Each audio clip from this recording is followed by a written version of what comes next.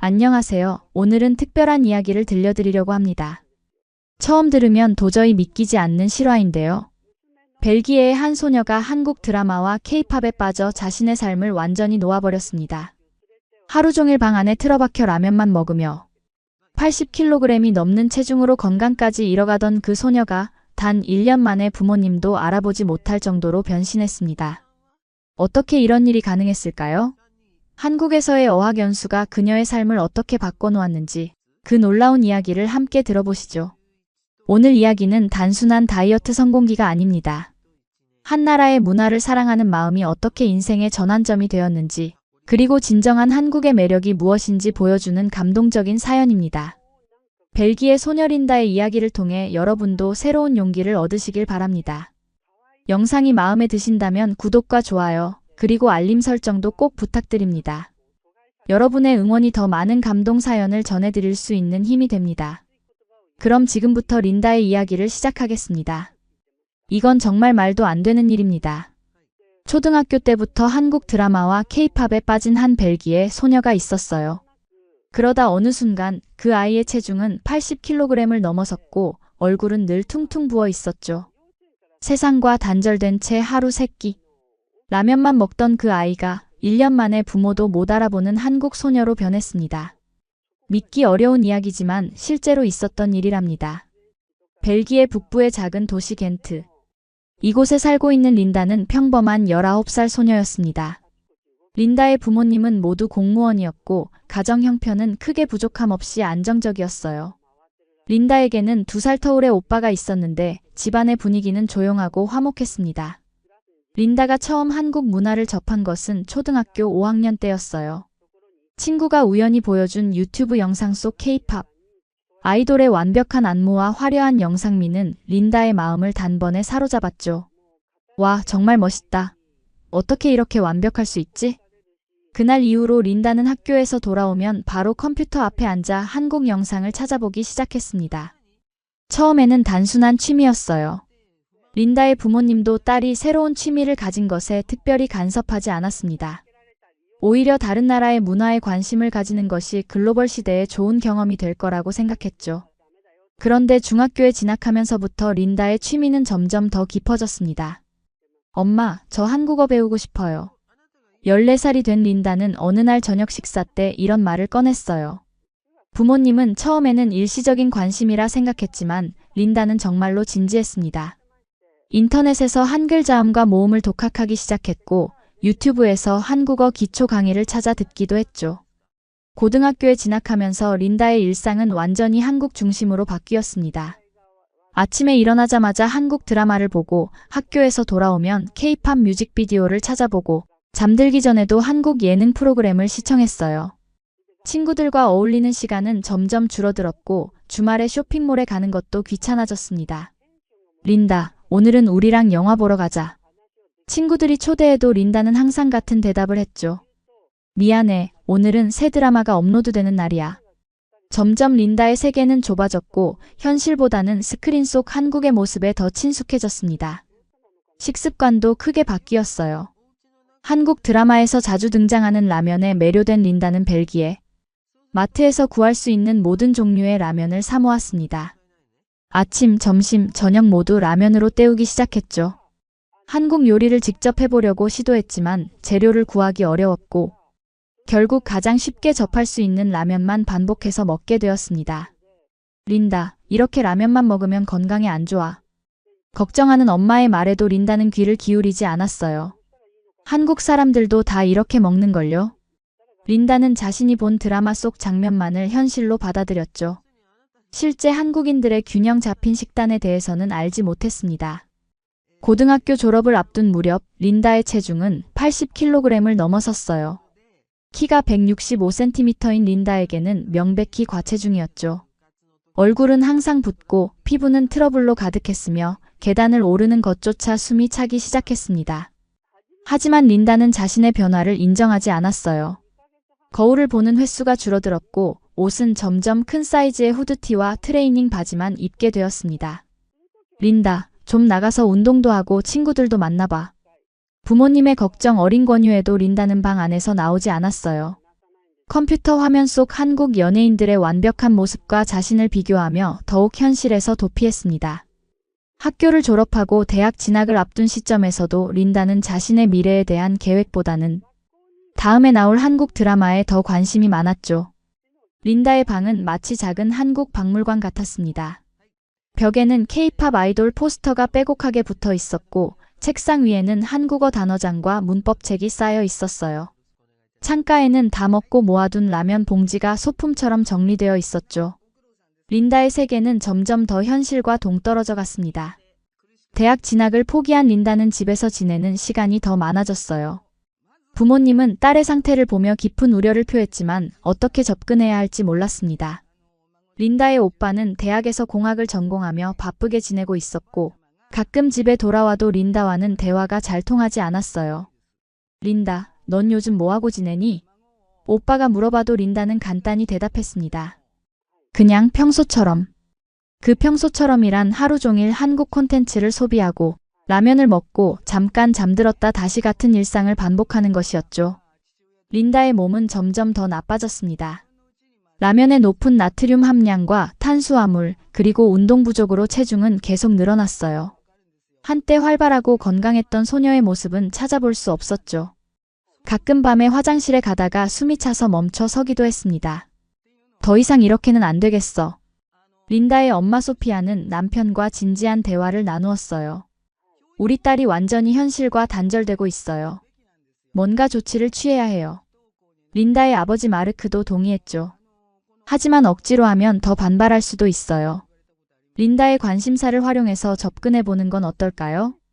그러던 어느 날 아침, 소피아는 지역 신문에서 흥미로운 공고를 발견했습니다. 지역 복지관에서 문화교류 프로그램의 일환으로 무료 한국어 강좌를 개설한다는 내용이었어요. 소피아는 즉시 전화를 걸어 자세한 정보를 알아봤습니다. 저녁 식사 시간, 소피아는 조심스럽게 린다에게 말을 걸었어요. 린다, 엄마가 내게 제안하고 싶은 게 있어. 평소처럼 식탁에 앉아 라면을 먹고 있던 린다는 무심하게 고개를 들었습니다. 뭔데요? 이대로는 안 돼. 한국이 그렇게 좋다면 진짜로 배워봐.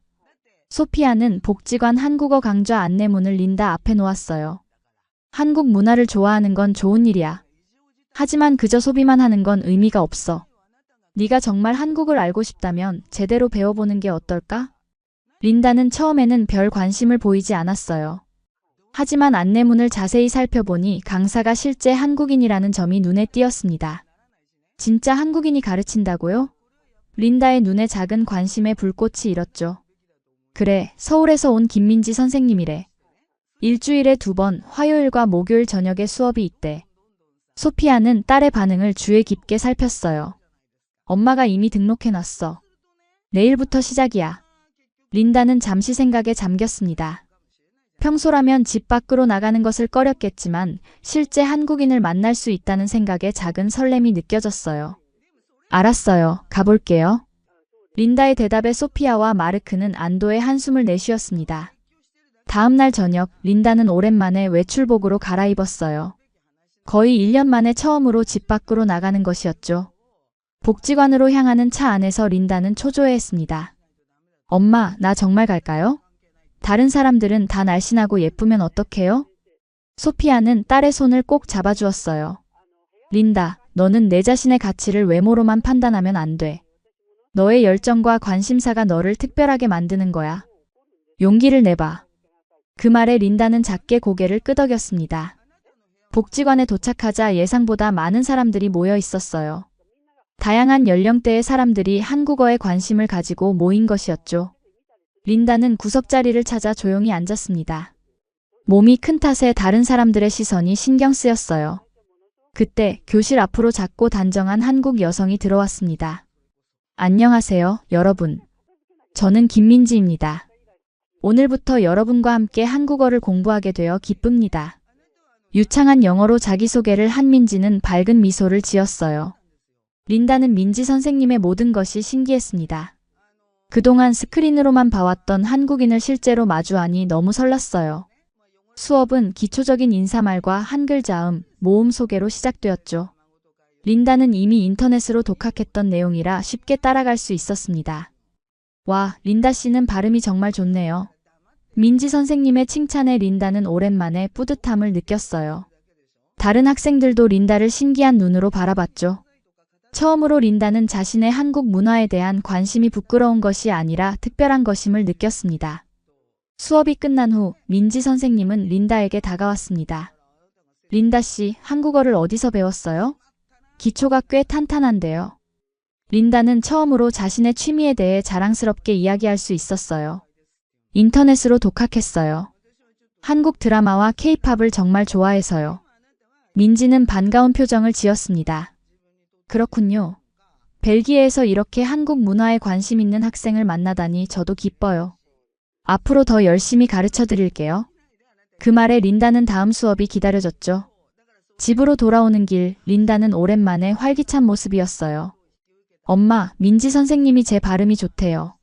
다음 수업까지 복습해야겠어요. 소피아는 오랜만에 딸의 밝은 모습을 보며 미소 지었습니다. 그날 밤, 린다는 평소와 달리 드라마 대신 한국어 공부에 집중했어요. 민지 선생님이 내준 숙제를 꼼꼼히 해나갔죠. 한글을 직접 손으로 쓰는 느낌이 신기했습니다. 인터넷으로만 보던 것과는 다른 만족감이 있었어요. 이틀 뒤 두 번째 수업에서 린다는 앞자리에 앉았습니다. 이전보다 더 적극적인 자세로 수업에 임했어요. 민지 선생님은 린다의 변화를 알아차리고 더 많은 질문을 던져주었죠. 린다는 처음으로 다른 사람들 앞에서 한국어로 대답하는 경험을 했습니다. 안녕하세요. 저는 린다입니다. 만나서 반갑습니다. 서툴지만 진심을 담은 린다의 인사에 교실에 있는 모든 사람들이 박수를 쳐주었어요. 린다는 오랜만에 성취감을 느꼈습니다. 수업이 거듭될수록 린다는 더 많은 한국어 표현을 배웠고 한국 문화에 대한 깊이 있는 이해도 생겼어요. 민지 선생님은 단순히 언어만 가르치는 것이 아니라 한국의 일상생활, 예절, 문화적 배경도 함께 설명해 주었죠. 한국에서는 어른에게 물건을 드릴 때 두 손으로 드려요. 민지의 설명에 린다는 눈을 반짝였습니다. 드라마에서 본 장면들이 이해되기 시작했어요. 그리고 식사할 때는 밥그릇을 들고 먹지 않아요. 테이블에 두고 먹는 게 예의랍니다. 한 달이 지나자 린다는 복지관에 가는 것이 일상이 되었어요. 화요일과 목요일을 손꼽아 기다렸고 수업이 없는 날에도 복습과 예습을 하며 시간을 보냈습니다. 라면을 먹는 횟수도 자연스럽게 줄어들었죠. 한국 음식에 대해 배우면서 진짜 한국 요리에 대한 관심이 생겼기 때문이었어요. 린다, 요즘 많이 달라졌네. 엄마 소피아가 어느 날 아침 말했습니다. 방에만 있던 네가 이제는 밖에 나가는 걸 기다리다니 정말 기쁘구나. 린다도 자신의 변화를 느끼고 있었어요. 예전처럼 현실에서 도피하고 싶은 마음이 줄어들었죠.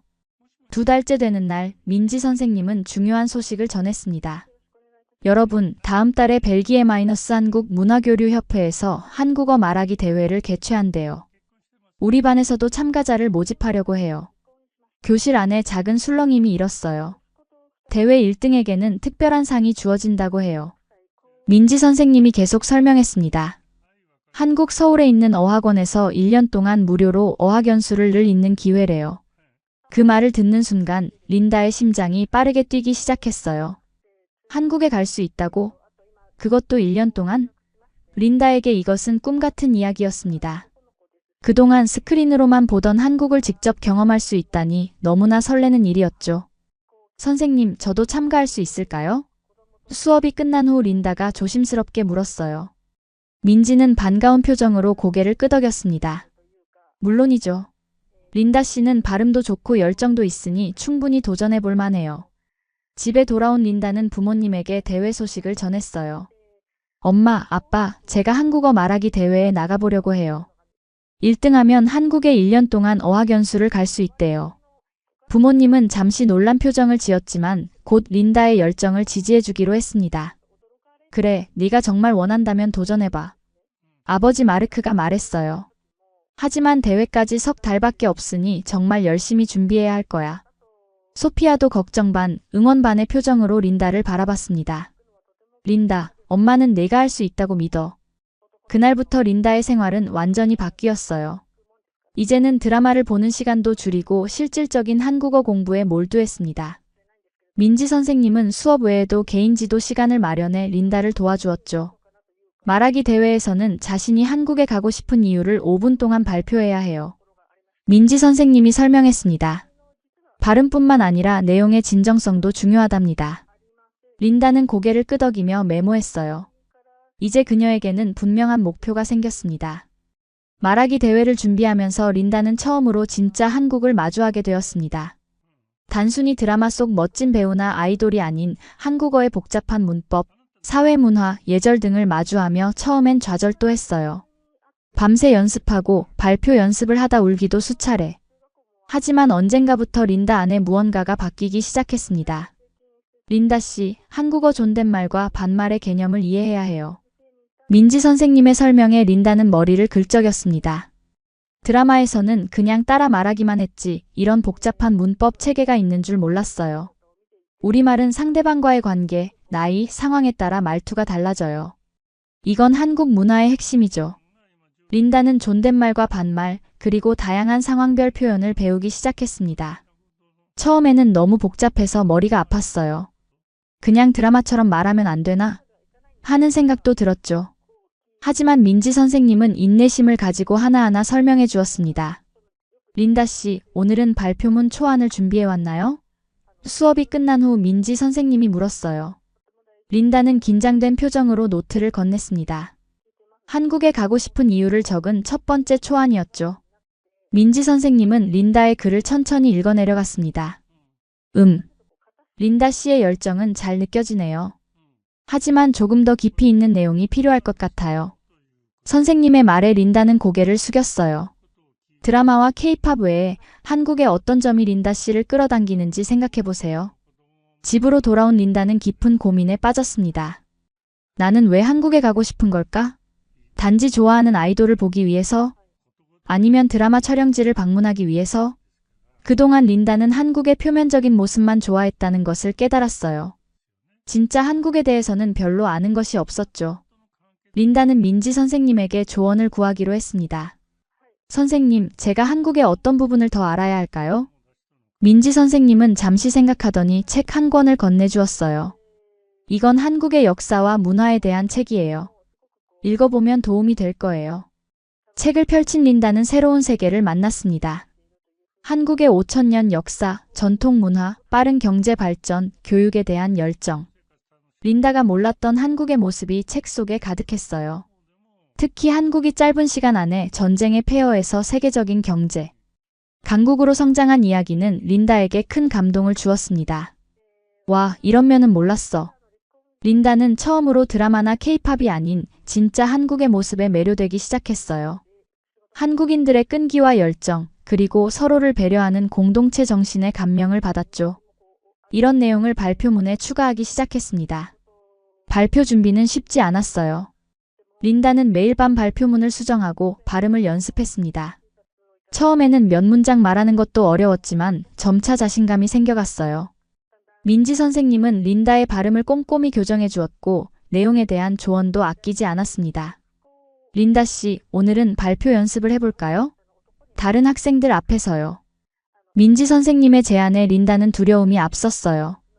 80kg가 넘는 자신의 모습이 갑자기 너무 의식되었죠. 다들 날 비웃지 않을까? 하지만 린다는 용기를 내기로 했습니다.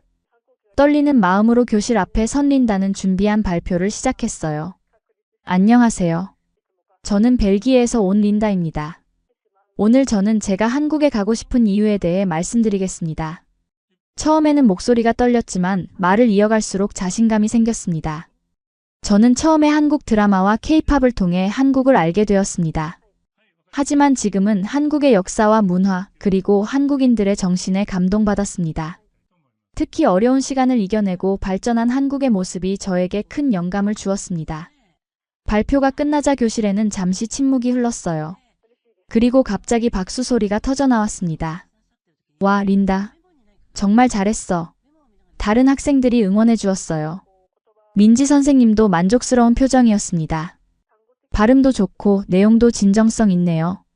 계속 이렇게 연습하면 대회에서 좋은 결과 있을 거예요. 그날 이후로 린다는 더욱 열심히 준비했습니다. 하루에 몇 시간씩 발표 연습을 했고 한국 역사와 문화에 대한 책도 더 많이 읽었어요. 자연스럽게 집에서 보내는 시간이 줄어들었고 라면을 먹는 횟수도 크게 줄었습니다. 대회가 일주일 앞으로 다가왔을 때 린다는 갑자기 큰 불안감에 휩싸였어요. 내가 정말 할 수 있을까? 내 모습이 너무 초라하지 않을까? 거울에 비친 자신의 모습이 갑자기 부끄러웠습니다. 뚱뚱한 몸과 부은 얼굴, 그리고 관리되지 않은 머리카락. 린다는 눈물이 났어요. 린다, 무슨 일이야? 엄마 소피아가 걱정스럽게 물었습니다. 린다는 참았던 감정을 터뜨렸어요. 엄마, 나 이대로 대회에 나갈 수 없어요. 다들 날 보고 비웃을 거예요. 80kg이 넘는 외국인이 한국어 하는 걸 보면. 소피아는 딸을 꼭 안아주었습니다. 린다, 내가 치는 외모가 아니라 내 안에 있는 열정이야. 이미 너는 많이 변했어. 예전에 방에만 틀어박혀 있던 린다가 아니잖아. 소피아의 따뜻한 말에 린다는 조금씩 안정을 찾았어요. 그리고 대회까지 아직 일주일이 있으니 그동안 몸도 좀 관리해보자. 머리도 다듬고 옷도 새로 사고. 다음 날 린다는 오랜만에 미용실에 갔습니다. 긴 머리를 어깨선까지 자르고 단정하게 스타일링했어요. 새 옷도 샀는데 예전보다 한 사이즈 작은 옷이 맞는다는 사실에 살짝 놀랐습니다. 매일 복지관을 오가며 움직이는 시간이 늘어난 덕분이었죠. 대회 당일 린다는 긴장으로 손이 떨렸습니다. 대회장에는 20여 명의 참가자들이 모여 있었고 심사위원석에는 한국 대사관 직원들과 벨기에 한국문화교류협회 관계자들이 앉아 있었어요. 린다의 차례가 다가오자 심장이 더 빠르게 뛰었습니다. 다음은 12번 참가자 린다 베르트랑의 차례입니다. 진행자의 안내에 린다는 깊게 숨을 들이쉬고 무대에 올랐어요. 떨리는 마음을 진정시키며 발표를 시작했습니다. 안녕하세요. 저는 벨기에에서 온 린다입니다. 처음 몇 문장은 연습한 대로 자연스럽게 나왔어요. 하지만 갑자기 머릿속이 하얘지는 느낌이 들었습니다. 다음에 뭐라고 말해야 하지? 린다는 잠시 말을 멈추고 청중을 바라봤어요. 그때 객석에서 민지 선생님이 미소 지으며 고개를 끄덕이는 모습이 보였습니다. 그 모습에 린다는 갑자기 마음의 평화를 찾았어요. 그래, 나는 진짜로 한국을 알고 싶어. 그렇게 린다는 다시 발표를 이어갔습니다. 대회 결과 발표는 모든 참가자의 발표가 끝난 후 진행되었습니다. 린다는 손에 땀을 쥐며 기다렸어요. 3등만 해도 좋겠다라는 마음으로 결과를 기다렸죠. 그럼 이제 수상자를 발표하겠습니다. 심사위원장이 앞으로 나섰어요. 3등은 앙트워프에서 온 마크 반 호펜 씨입니다. 객석에서 박수 소리가 들렸습니다. 린다의 심장은 더 빠르게 뛰기 시작했어요. 2등은 브뤼셀에서 온 소피 디퐁 씨입니다. 또다시 박수 소리가 울려 퍼졌습니다. 린다는 자신의 이름이 불리지 않아 살짝 실망감이 밀려왔어요. 역시 내가 너무 욕심을 부렸나 봐. 그리고 1등은 심사위원장이 잠시 말을 멈추고 미소를 지었습니다. 겐트에서 온 린다 베르트랑 씨입니다. 그 순간 린다는 자신의 귀를 의심했어요. 내가 1등이라고? 객석에서 큰 박수 소리가 터져나왔습니다. 민지 선생님은 자리에서 일어나 환하게 웃으며 박수를 쳐주었어요. 린다의 부모님도 놀란 표정으로 딸을 바라보며 기쁨의 눈물을 흘렸습니다. 떨리는 발걸음으로 무대에 오른 린다는 트로피와 상장을 받았어요. 심사위원장은 린다의 수상 이유를 설명했습니다. 린다 씨는 발음이 정확할 뿐만 아니라 한국에 대한 진정한 이해와 사랑이 느껴졌습니다. 특히 한국의 역사와 문화적 가치에 대한 깊은 통찰력이 인상적이었어요. 린다는 감격에 겨워 말을 잇지 못했습니다. 그저 감사합니다 라는 말만 반복할 수 있었어요. 시상식이 끝난 후 한국 대사관 직원이 린다에게 다가왔습니다. 축하합니다, 린다 씨. 저는 한국 대사관의 김정환입니다. 린다 씨는 이제 서울에 있는 세종학당에서 6개월 동안 어학연수를 하게 될 거예요. 모든 비용은 장학금으로 지원됩니다. 린다는 믿기지 않는 표정으로 고개를 끄덕였어요. 집으로 돌아오는 길 린다의 마음은 기쁨과 설렘 그리고 약간의 두려움으로 가득했습니다. 엄마, 아빠, 제가 정말 한국에 가게 된 거예요? 소피아와 마르크는 딸을 자랑스럽게 바라봤어요. 그래, 내가 해냈어. 우리는 네가 정말 자랑스러워. 그날 밤 린다는 오랜만에 편안한 마음으로 잠들었습니다. 꿈속에서 린다는 서울의 거리를 걷고 있었어요. 낯선 환경이었지만 이상하게 편안함을 느꼈죠. 나는 진짜로 한국을 알게 될 거야. 대회 이후 2달 동안 린다는 한국행을 준비했습니다. 필요한 서류를 준비하고 비자를 신청하고 짐을 꾸렸어요. 민지 선생님은 한국 생활에 필요한 정보를 많이 알려주었습니다. 린다 씨, 한국은 사계절이 뚜렷해요. 지금 출발하면 여름이니 얇은 옷을 많이 준비하세요. 그리고 기숙사 생활을 하게 될 텐데 실내에서는 신발을 벗는 것 잊지 마세요. 민지 선생님의 조언 하나하나가 린다에게는 소중했어요. 드디어 출발 당일 브뤼셀 공항에는 린다의 가족과 민지 선생님, 그리고 한국어 강좌에서 만난 친구들이 배웅을 나왔습니다. 린다는 모두에게 감사 인사를 전했어요. 민지 선생님 정말 감사합니다. 선생님 덕분에 제가 이런 기회를 얻게 됐어요. 린다가 말했어요. 민지는 린다를 꼭 안아주었습니다. 린다 씨가 한국에서 좋은 경험 많이 하길 바랄게요. 그리고 돌아와서 더 멋진 모습 보여주세요. 부모님과의 작별도 쉽지 않았습니다. 엄마, 아빠, 1년 동안 보지 못하게 되네요. 린다가 울먹였어요. 소피아는 딸의 머리를 쓰다듬었습니다. 걱정 마, 우리는 항상 내 곁에 있어. 매일 연락하자. 마르크도 딸을 격려했어요. 린다, 내 꿈을 마음껏 펼치고 와.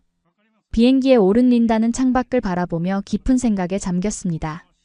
지난 몇 개월 동안 자신이 얼마나 변했는지 되돌아봤어요.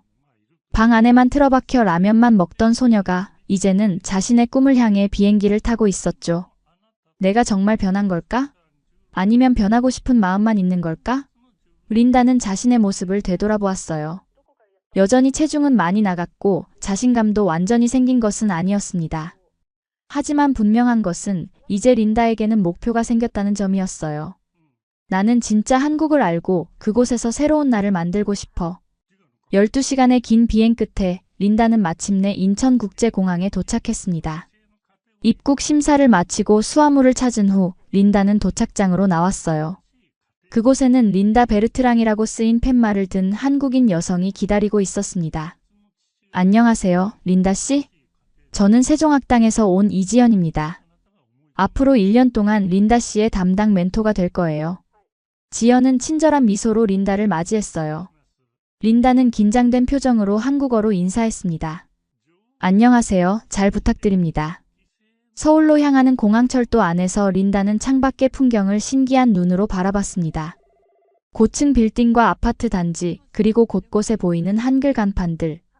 드라마에서 보던 그대로였지만 직접 보니 느낌이 완전히 달랐어요. 린다 씨, 벨기에에서 오셨다고 들었어요. 한국과 많이 다르죠? 지연이 물었습니다. 린다는 고개를 끄덕였어요. 네, 건물이 정말 높고 도시가 굉장히 깨끗해요. 그리고 사람들도 많고요. 지연은 미소를 지었습니다. 앞으로 더 많은 차이점을 발견하게 될 거예요. 세종학당에 도착하자 린다는 자신이 머물 기숙사로 안내받았습니다. 2인실이었지만 방학 기간이라 룸메이트는 다음 주에 들어올 예정이라고 했어요. 방은 생각보다 작았지만 깔끔했고 필요한 모든 것이 갖춰져 있었습니다. 내일부터 오리엔테이션이 시작돼요. 오늘은 푹 쉬세요. 지연의 말에 린다는 감사 인사를 전했어요. 혼자 남겨진 린다는 창밖을 바라보며 깊은 숨을 내쉬었습니다. 드디어 한국에 왔구나. 시차 적응이 되지 않아 잠을 설친 린다는 이른 아침에 일어났어요. 기숙사 주변을 산책하기로 했죠. 아침 공기가 상쾌했고 주변은 생각보다 조용했습니다. 학당 주변에는 작은 공원이 있었고 그곳에서는 이미 많은 어르신들이 체조를 하고 있었어요. 와, 이런 모습은 드라마에서 본 적이 없는데. 린다는 한국인들의 일상을 직접 목격하는 것이 신기했습니다. 공원을 지나 조금 더 걷자 작은 시장이 나타났어요. 아침부터 분주하게 물건을 정리하는 상인들의 모습이 인상적이었습니다. 어서 오세요. 뭐 필요한 거 있어요? 한 과일 가게 아주머니가 린다에게 말을 걸었어요. 린다는 놀라서 한국어로 대답했습니다. 아, 아니요. 그냥 구경하고 있어요. 아주머니는 호기심 어린 눈으로 린다를 바라봤습니다. 어디서 왔어요? 한국말 잘하네. 린다의 대답에 아주머니는 감탄했어요. 벨기에에서 왔다고? 그런 먼 곳에서 우리말을 배웠다니. 대단하네. 그러더니 복숭아 하나를 린다에게 건넸습니다. 자, 맛있는 복숭아 먹어봐요. 서비스예요. 린다는 감사히 받았어요. 처음 만난 한국인의 친절함이 따뜻하게 느껴졌습니다. 오리엔테이션 첫날, 린다는 다양한 국적의 학생들을 만났습니다. 미국, 일본, 중국, 태국, 프랑스 등 20여 개국에서 온 학생들이 모였어요. 모두 한국어와 한국 문화에 관심이 있는 사람들이었죠. 여러분 환영합니다. 앞으로 6개월 동안 한국어뿐만 아니라 한국 문화도 함께 배우게 될 거예요. 원장 선생님의 환영사로 프로그램이 시작되었습니다. 린다는 새로운 환경에 점점 적응해 갔어요. 첫 수업은 레벨 테스트로 시작되었습니다. 린다는 민지 선생님에게 배운 덕분에 중급반에 배정받았어요. 같은 반 학생들은 대부분 1-2년 정도 한국어를 공부한 학생들이었죠. 린다는 자신이 독학으로 여기까지 온 것이 자랑스러웠습니다. 가장 놀라웠던 건 학교 급식이었어요. 첫날 점심시간, 린다는 식당으로 향했습니다. 식판에 담긴 음식을 보고 놀랐어요. 된장국, 나물 반찬, 현미밥, 그리고 생선구이. 라면만 먹던 린다에게는 너무 낯선 조합이었죠. 어떻게 먹는 거지? 린다는 주변 학생들을 관찰했습니다. 모두들 젓가락을 능숙하게 사용하고 있었어요. 린다도 서툴게 젓가락을 들고 음식을 집어보았죠. 몇 번 시도 끝에 간신히 음식을 입에 넣을 수 있었습니다. 처음에는 이렇게 한국 음식이 낯설었어요. 린다가 말했어요. 된장국은 냄새가 강해서 처음에는 먹기 힘들었죠. 하지만 며칠 지나니 이상하게 자꾸 생각나더라고요. 특히 밥과 함께 먹으면 정말 잘 어울렸어요.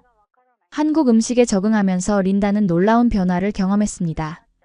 인스턴트 라면과 달리 한국의 전통 식단은 채소와 단백질이 풍부했어요. 매일 균형 잡힌 식사를 하다 보니 자연스럽게 몸이 가벼워지는 느낌이 들었죠.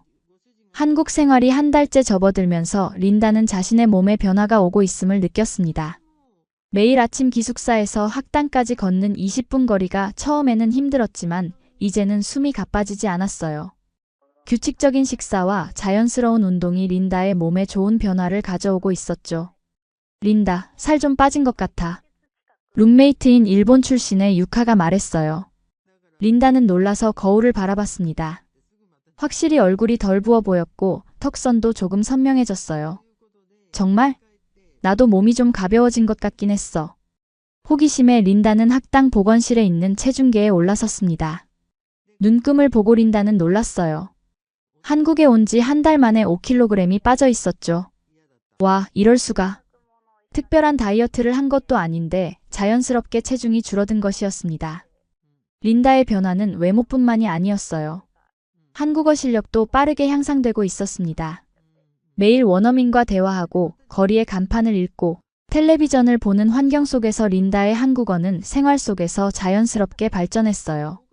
린다 씨, 한국어 발음이 정말 좋아졌네요. 한국어 선생님이 칭찬했습니다. 특히 받침 발음이 많이 자연스러워졌어요. 린다는 뿌듯함을 느꼈어요. 벨기에에서 혼자 연습할 때보다 실제 한국에서 배우니 훨씬 효과적이었습니다. 학당에서는 언어 수업 외에도 다양한 문화체험 프로그램을 운영했어요. 한국 요리 만들기, 전통놀이 배우기, 역사 유적지 방문 등 다양한 활동이 있었죠. 린다는 모든 프로그램에 적극적으로 참여했습니다. 오늘은 김치 담그기 체험을 해볼 거예요. 문화 선생님의 안내에 학생들은 설레는 표정이었어요. 린다도 앞치마를 두르고 준비했습니다. 배추에 양념을 바르고 잘 버무리는 과정이 생각보다 복잡했지만 재미있었어요. 린다, 너 정말 잘하는데? 옆에서 김치를 담그던 미국 학생 제이슨이 말했습니다. 린다는 쑥스러운 표정으로 웃었어요. 우연히 잘 된 것 같아. 사실 요리는 처음이야. 제이슨은 놀란 표정이었습니다. 정말? 나는 내가 요리를 자주 하는 줄 알았어. 그 말을 들은 린다는 잠시 생각에 잠겼어요. 벨기에에 있을 때는 정말 요리라고 할 만한 것을 해본 적이 없었습니다. 라면 봉지를 뜯어 끓이는 것이 린다의 요리 실력의 전부였죠. 하지만 지금 린다는 직접 김치를 담그고 있었습니다. 그것도 꽤 잘 만들고 있었어요. 린다 씨가 만든 김치가 제일 맛있을 것 같네요. 문화 선생님이 린다의 김치를 보며 칭찬했어요. 양념을 고르게 잘 발랐어요. 린다는 뿌듯한 마음으로 자신이 만든 김치를 들여다봤습니다.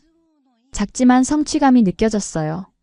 김치 체험이 끝난 후 학생들은 각자 만든 김치를 작은 통에 담아 가져갈 수 있었습니다. 린다는 자신이 만든 김치를 소중히 들고 기숙사로 돌아왔어요. 룸메이트 유카와 함께 저녁 식사 때 김치를 맛봤죠. 와, 정말 맛있어.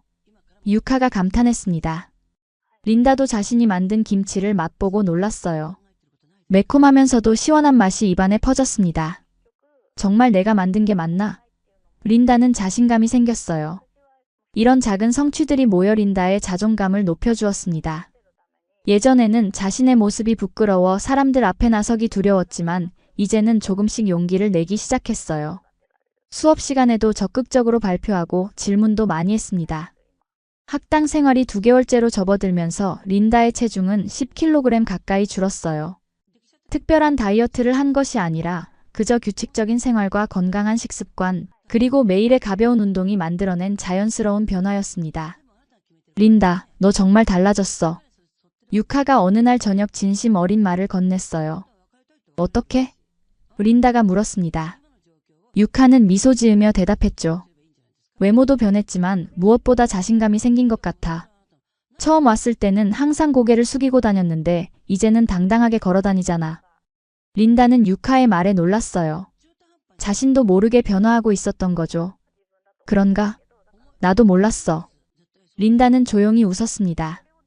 유카의 말이 맞았어요. 린다는 이제 사람들의 시선을 두려워하지 않게 되었습니다. 그 즈음 린다는 눈이 자주 피로하다는 것을 깨달았어요. 컴퓨터 화면을 오래 보거나 책을 읽을 때 쉽게 피로해졌죠. 린다는 오랫동안 안경을 갱신하지 않았다는 것을 기억해냈습니다.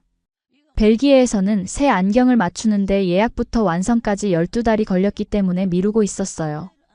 유카, 여기 근처에 안경점 있을까? 린다가 물었습니다. 유카는 곧바로 대답했어요. 응, 학당에서 나가면 바로 오른쪽에 큰 안경점이 있어. 거기 괜찮대. 린다는 다음날 수업 후 안경점을 방문하기로 했습니다. 안경점에 들어선 린다는 친절한 직원의 안내를 받았어요. 시력 검사를 하고 마음에 드는 안경테를 골랐죠. 언제쯤 찾으러 오면 될까요? 린다가 물었습니다. 직원의 대답에 린다는 깜짝 놀랐어요. 30분 후에 오시면 됩니다. 30분이요? 정말요?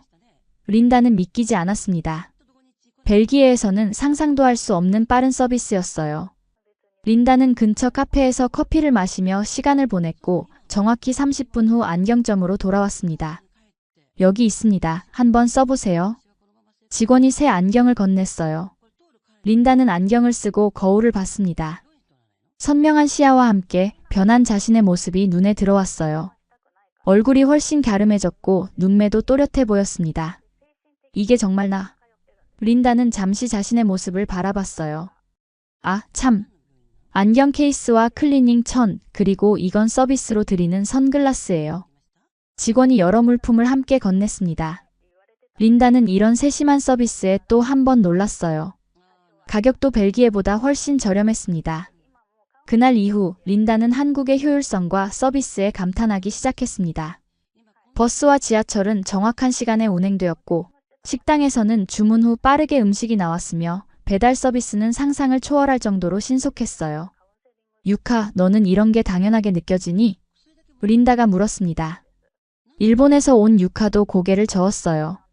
아니, 나도 처음에 많이 놀랐어. 일본도 효율적인 편이지만 한국은 또 다른 차원이야. 안경을 새로 맞추고 나서 린다는 눈에 대한 더 근본적인 해결책을 생각하게 되었어요. 벨기에에서는 생각도 못했던 라식 수술에 대해 알아보기 시작했죠. 인터넷 검색을 통해 서울의 유명한 안과 병원들을 찾아봤습니다. 라식 수술이요? 네, 가능합니다. 우선 상담을 받으셔야 해요. 린다가 전화로 문의한 병원의 상담원이 친절하게 대답했어요. 린다는 다음 주 토요일로 상담 예약을 잡았습니다. 상담 당일 린다는 긴장된 마음으로 병원을 찾았습니다. 고급스러운 인테리어와 최신식 장비들이 인상적이었어요. 접수를 마치고 기다리는 동안 린다는 자신이 얼마나 변했는지 생각해봤습니다. 6개월 전의 나라면 절대 이런 도전은 하지 않았을 거야. 혼자서 외국 병원을 찾아오다니. 린다는 자신의 용기가 놀라웠어요. 더 이상 방 안에 틀어박혀 있던 소녀가 아니었죠. 린다 베르트랑 씨? 간호사의 호출에 린다는 일어섰습니다. 진료실로 안내받은 린다는 한국어와 영어를 유창하게 구사하는 의사를 만났어요. 벨기에에서 오셨군요. 한국어를 정말 잘하시네요. 의사는 린다의 눈 상태를 꼼꼼히 검사했습니다. 여러 기계를 통해 각막 두께, 시력 상태 등을 체크했어요. 베르트랑 씨는 라식 수술이 가능합니다. 각막 상태도 좋고 수술 후 회복도 빠를 것 같네요. 린다는 궁금한 점들을 물어봤어요. 수술 과정, 회복 기간, 부작용 가능성 등. 의사는 모든 질문에 상세하게 답변해 주었습니다. 수술은 양쪽 눈 모두 40분 정도면 끝나고 대부분의 환자들은 다음 날부터 일상생활이 가능합니다. 린다는 수술 비용에 대해 물었고 그 답변에 또 한 번 놀랐어요. 벨기에의 절반 가격이었죠. 그럼 언제 수술이 가능할까요? 린다가 물었습니다. 의사의 대답은 예상 밖이었어요. 원하신다면 월요일에 가능합니다. 주말 동안 콘택트 렌즈 착용을 중단하시고 오시면 됩니다. 월요일이라고? 이렇게 빨리? 린다는 놀랐지만 곧 결심했어요. 네, 월요일로 예약할게요. 의사는 미소 지으며 고개를 끄덕였습니다. 좋습니다. 그럼 월요일 오전 10시에 뵙겠습니다. 주말 동안 린다는 약간의 불안감과 기대감이 교차했습니다. 유카와 다른 친구들은 린다의 결정을 응원해 주었어요. 괜찮아, 한국은 의료기술이 정말 뛰어나거든. 내 친구도 여기서 라식했는데 아주 만족했어. 월요일 아침 린다는 병원에 도착했습니다. 간단한 검사 후 수술실로 안내받았어요. 의사와 간호사들은 친절하게 모든 과정을 설명해 주었고 린다를 편안하게 해주었습니다. 긴장하지 마세요. 금방 끝날 거예요. 의사의 말에 린다는 깊게 숨을 들이쉬었어요. 예상대로 수술은 빠르게 진행되었고 린다가 인식하기도 전에 끝났습니다. 다 끝났습니다. 잘하셨어요. 수술 후 병원에서 잠시 휴식을 취한 린다는 특별한 보호 안경을 쓰고 귀가했어요. 유카가 기숙사까지 동행해 주었죠. 어때? 아파? 유카가 걱정스럽게 물었습니다. 린다는 미소 지었어요. 아니, 전혀. 조금 불편한 정도. 다음 날 아침 린다는 조심스럽게 눈을 떴습니다. 그리고 안경 없이 천장이 선명하게 보이는 것에 놀랐어요. 와, 정말 보여. 린다는 감격스러웠습니다. 창밖의 나무 잎사귀, 책상 위의 작은 글씨들까지 모두 선명하게 보였어요. 병원에 가서 검진을 받은 린다는 완벽한 회복 상태라는 말을 들었습니다. 베르트랑 씨, 시력이 1.2로 회복되었네요. 아주 좋은 결과입니다. 의사의 말에 린다는 기쁨의 눈물을 참았어요. 병원을 나와 거리를 걷는 린다는 마치 새로운 세상을 보는 것 같았습니다. 안경이나 콘택트 렌즈 없이 세상을 보는 것이 얼마나 자유로운지 처음 느꼈어요. 이 나라는 정말 체계적으로 사람을 배려하고 있구나. 라식 수술 이후 린다의 자신감은 더욱 높아졌습니다. 외모의 변화도 있었지만 무엇보다 자신의 한계를 뛰어넘는 경험이 린다에게 큰 영향을 주었어요. 이제 린다는 어떤 도전도 해볼 수 있다는 자신감이 생겼습니다. 린다, 이번 주말에 우리 동아리 활동에 같이 갈래? 같은 반 한국 학생 지수가 제안했어요. 지수는 국제문화교류 동아리의 회장이었습니다. 어떤 활동인데? 린다가 물었어요. 서울 곳곳을 외국인 친구들에게 소개해주는 거야. 이번 주는 북촌 한옥마을에 갈 거야. 예전에 린다라면 분명 거절했을 제안이었지만 이제는 달랐어요. 좋아, 꼭 같이 가고 싶어. 린다의 대답에 지수는 환하게 웃었습니다. 좋아. 토요일 아침 9시에 학당 앞에서 만나자. 토요일, 린다는 설레는 마음으로 동아리 활동에 참여했습니다. 다양한 국적의 학생들과 한국 학생들이 함께하는 즐거운 시간이었어요. 북촌 한옥마을의 아름다운 전통 가옥들, 좁은 골목길, 그리고 전통 공예품 등을 구경하며 린다는 또 다른 한국의 매력을 발견했습니다. 린다, 한복 입어볼래? 지수가 한복 체험관 앞에서 제안했어요. 린다는 잠시 망설였습니다. 내 몸에 한복이 어울릴까? 하는 생각이 들었죠. 하지만 곧 용기를 냈어요. 그래, 한번 입어볼게. 한복을 고르는 과정은 생각보다 재미있었습니다. 다양한 색상과 디자인의 한복 중에서 린다는 연보라색 저고리와 진보라색 치마를 선택했어요. 한복을 입고 거울 앞에 선 린다는 자신의 모습에 놀랐습니다. 와, 린다. 정말 예뻐. 지수와 다른 친구들이 감탄했어요. 한복의 넉넉한 치마는 린다의 체형을 자연스럽게 감싸주었고 고운 색감은 린다의 피부톤과 잘 어울렸습니다. 린다는 처음으로 자신이 예쁘다는 말을 부끄럽지 않게 받아들였어요. 그날의 사진은 린다의 소중한 추억이 되었습니다. 한복을 입은 자신의 모습을 부모님께 보내자 부모님은 놀라움과 기쁨의 메시지를 보내왔어요. 린다, 정말 아름답구나. 한국 생활이 너에게 잘 맞는 것 같아 기쁘다. 북촌 한옥마을 방문 이후 린다는 문화교류 동아리 활동에 적극적으로 참여하게 되었습니다. 매주 토요일마다 서울의 다양한 명소를 방문하고 한국 문화를 직접 체험하는 시간이었어요. 경복궁, 남산타워, 한강공원, 인사동. 린다는 드라마에서만 보던 장소들을 직접 걸으며 진짜 한국을 느꼈습니다. 동아리 활동 중 린다는 한국인 학생 민준을 알게 되었어요. 민준은 국제관계학을 전공하는 대학생으로 벨기에를 포함한 유럽 문화에 관심이 많았습니다. 린다와 민준은 서로의 문화에 대해 이야기하며 가까워졌어요. 린다, 너는 왜 한국에 이렇게 관심이 많아? 어느 날 민준이 물었습니다. 린다는 잠시 생각에 잠겼어요. 이제는 단순히 드라마와 케이팝이 좋아서라는 대답이 아니었습니다. 처음에는 대중문화 때문이었지만 지금은 한국의 역동성과 효율성, 그리고 사람들의 정이 좋아. 민준은 린다의 대답에 감동했어요. 많은 외국인들이 표면적인 것만 보는데 린다는 정말 한국의 본질을 이해하려고 노력하는 것 같아. 그 말에 린다는 뿌듯함을 느꼈습니다. 시간이 흐를수록 린다와 민준의 관계는 더욱 깊어졌어요. 둘은 서로에게 특별한 존재가 되어갔죠. 민준은 린다의 한국어 학습을 도와주었고 린다는 민준에게 프랑스어와 네덜란드어를 가르쳐 주었습니다. 린다, 이번 주말에 우리 집에 초대하고 싶어. 우리 가족을 소개하고 싶어. 어느 날 민준의 제안에 린다는 긴장했어요. 정말? 괜찮을까? 린다는 아직 자신의 한국어 실력과 외국인이라는 점이 걱정되었습니다. 민준은 확신에 찬 표정으로 고개를 끄덕였어요. 물론이지. 우리 부모님은 정말 좋은 분들이셔. 주말 린다는 긴장된 마음으로 민준의 집을 방문했습니다. 작은 선물을 준비하고 가장 단정한 옷을 입었어요. 민준의 가족은 린다를 매우 따뜻하게 맞이해 주었습니다. 아이고, 우리 민준이 친구가 이렇게 예쁜 아가씨였구나. 민준의 어머니는 린다의 손을 꼭 잡아주셨어요. 민준의 아버지도 미소 지으며 인사했습니다. 벨기에에서 온 린다 양이구나. 우리 집에 온 것을 환영한다.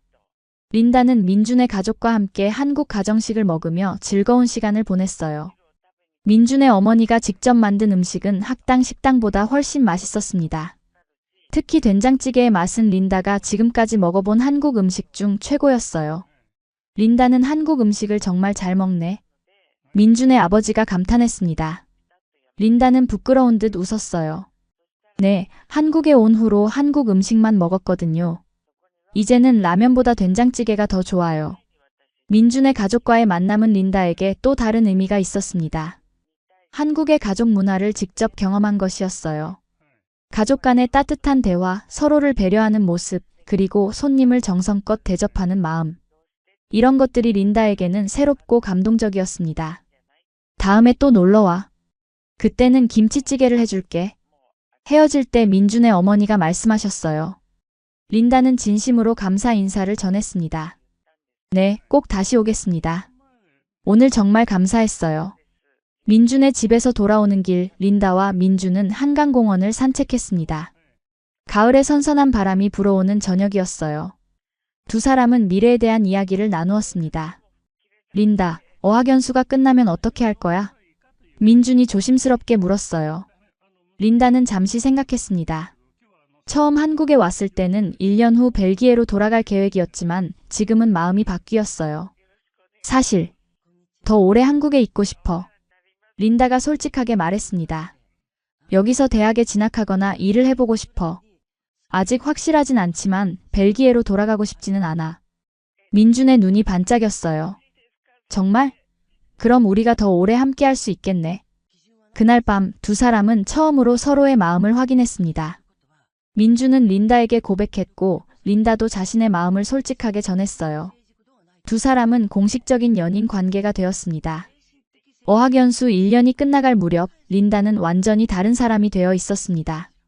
체중은 20kg 이상 줄어 60kg대에 접어들었고 안경 없는 선명한 눈빛 그리고 자신감 넘치는 표정. 거울 속에 비친 모습은 1년 전의 린다와는 전혀 달랐어요.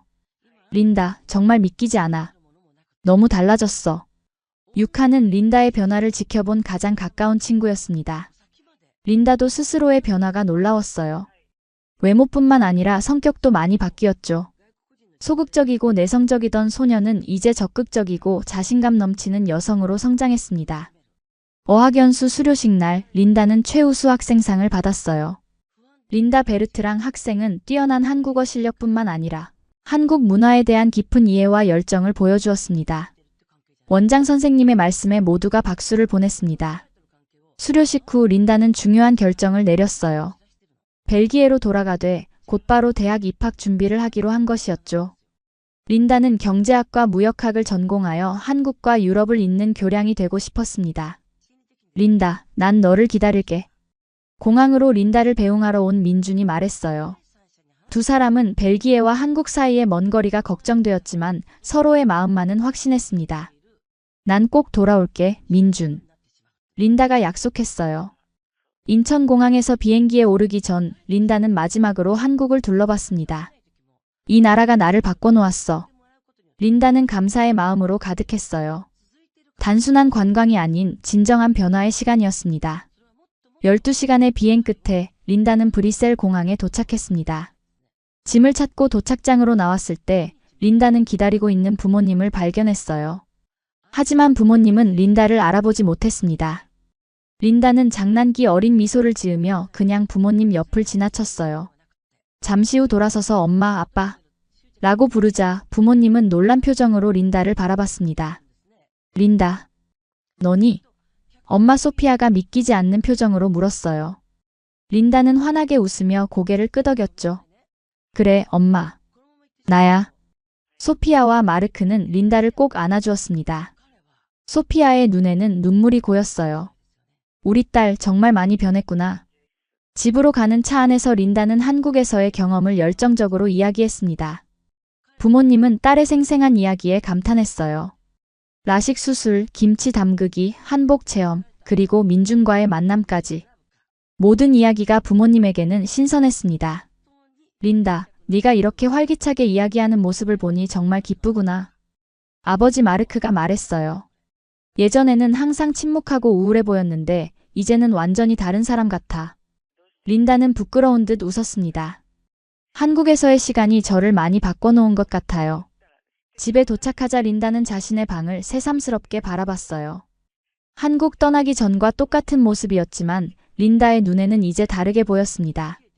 벽에 붙은 K-팝 포스터들, 쌓여있는 라면 봉지들. 그것들은 이제 단순한 취미가 아니라 린다 인생의 중요한 전환점을 상징하는 것이었어요. 이 방도 이제 바꿔야겠어. 린다는 생각했습니다. 더 이상 현실 도피의 공간이 아니라 새로운 꿈을 향한 준비 공간으로 만들고 싶었어요. 다음 날 린다는 오랜만에 오빠를 만났습니다. 오빠는 린다의 변화에 놀라움을 감추지 못했어요. 와, 린다. 네가 맞긴 맞는 거야? 완전히 다른 사람 같은데? 린다는 웃으며 고개를 끄덕였죠. 그래, 많이 변했지? 그런데 진짜 대단한 건 외모보다 내 눈빛이야. 오빠가 진지하게 말했어요. 이제 자신감이 넘쳐 보여. 전에는 항상 바닥만 보고 다녔는데. 린다는 오빠의 말에 감동했습니다. 가장 가까운 가족이 알아차린 변화였기 때문이었죠. 귀국 후 린다는 바로 대학 입학 준비를 시작했어요. 벨기에의 명문 대학에 경제학과 무역학을 전공하기 위한 지원서를 작성했습니다. 면접에서 린다는 한국에서의 경험을 자신 있게 이야기했어요. 저는 한국과 유럽을 잇는 교량이 되고 싶습니다. 두 문화권의 장점을 결합해 새로운 가치를 창출하고 싶어요. 린다의 명확한 비전과 열정에 면접관들은 깊은 인상을 받았습니다. 결과적으로 린다는 희망하던 대학에 합격했어요. 대학 생활이 시작되고 린다는 새로운 환경에서도 자신감 있게 적응해 나갔습니다. 한국에서 배운 도전 정신과 성실함이 대학 생활에도 큰 도움이 되었어요. 린다, 너 정말 부러워. 어떻게 그렇게 자신감 있게 발표할 수 있어? 대학 친구들이 물었죠. 린다는 미소 지으며 대답했습니다. 한국에서 배운 거야. 거기서는 매일 낯선 상황에 도전해야 했거든. 린다와 민주는 매일 화상통화로 서로의 안부를 확인했어요. 시차가 있어 불편했지만 두 사람의 마음은 더욱 깊어져 갔습니다. 민준, 내가 졸업하면 한국으로 갈 거야. 그때까지만 기다려줘. 린다가 약속했어요. 민주는 확신에 찬 목소리로 대답했습니다. 물론이지. 우리는 반드시 다시 만날 거야. 대학생활 6개월이 지난 어느 날 린다는 놀라운 소식을 들었어요. 민준이 벨기에를 방문한다는 것이었죠. 정말? 언제? 린다는 믿기지 않았어요. 다음 주에. 교환학생 프로그램에 선발됐어. 6개월 동안 벨기에에 있을 거야. 민준의 말에 린다는 기쁨의 비명을 질렀습니다. 민준의 방문은 린다의 가족에게도 중요한 사건이었어요. 소피아와 마르크는 딸의 남자친구를 만난다는 생각에 설레었습니다. 한국 사람은 처음 만나보네. 어떤 사람일까? 소피아가 궁금해했어요. 브뤼셀 공항에서 민준을 만났을 때 린다의 심장은 빠르게 뛰었습니다. 6개월 만에 재회였어요. 민준은 린다를 보자마자 환하게 웃으며 달려왔죠. 두 사람은 오랫동안 서로를 꼭 안았습니다. 정말 보고 싶었어, 린다. 민준이 속삭였어요. 린다도 눈물을 참으며 고개를 끄덕였습니다. 나도 너무 보고 싶었어. 그 순간 두 사람 사이의 거리가 얼마나 멀었는지 새삼 실감했어요. 린다의 집에서 민주는 소피아와 마르크를 만났습니다. 한국의 예의를 잘 아는 민주는 정중하게 인사했어요. 안녕하세요. 처음 뵙겠습니다. 저는 민준입니다. 린다의 남자친구이자 한국인입니다. 완벽한 영어 발음과 진지한 태도의 부모님은 좋은 인상을 받았습니다. 민주는 벨기에 가족과 지내는 동안 누구보다 예의 바르고 따뜻했습니다. 집안일을 돕고 부모님께 한국 선물을 드리고 린다의 오빠와도 친하게 지냈어요. 특히 한국 음식을 직접 만들어 대접한 날은 가족 모두가 감동했습니다. 이게 진짜 김치죠? 생각보다 맛있네요. 린다의 오빠가 감탄했어요. 민주는 뿌듯한 표정으로 고개를 끄덕였습니다. 네, 어머니에게 배운 레시피입니다. 린다가 한국에서 가장 좋아했던 음식이에요. 민준의 벨기에 방문 동안 린다와 민주는 더욱 깊은 관계로 발전했어요. 두 사람은 미래에 대한 구체적인 계획을 세웠습니다. 린다, 너의 대학 졸업 후에 우리가 함께 살았으면 좋겠어. 민준이 진지하게 말했어요. 한국에서 네가 일할 수 있는 곳도 알아봤어. 린다는 감동했습니다. 민준이 그녀의 미래를 진지하게 생각하고 있다는 것이 느껴졌어요. 정말? 어떤 곳인데?